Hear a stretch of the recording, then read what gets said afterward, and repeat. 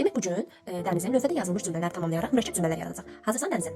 Dəniz, mürəkkəb cümlələr nəyə deyilir? İki və daha artıq sadə cümlənin birləşməsindən əmələ gələn cümlələrə mürəkkəb cümlə adlandırılır. Aha. Birinci cümlə necə tamamlayarsan? Müəllim bir də izah etdi. Müəllim bir daha izah etdi. Ona görə ki, uşaqlar anlamış. Aferin.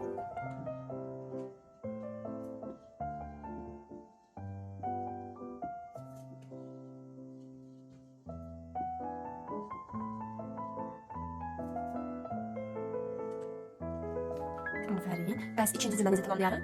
Böyüklərə hörmətlə yanaş. Böyüklərə hörmətlə yanaş. Çünki sən qoca olacaqsan. Olar.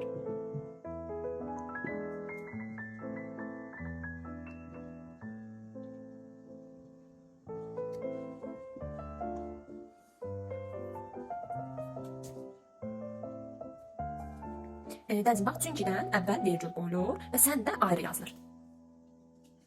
Əvvəl. Aha, və sən də sözü ayrı yazılır. Sən də.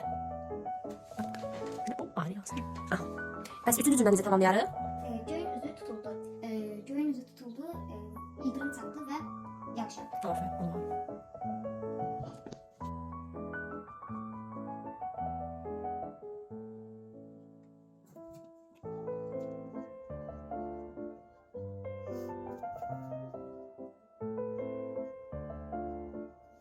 Aferin Dəniz. Hər birini çox yaxşı şəkildə cavablandırdın. Çox sağ ol.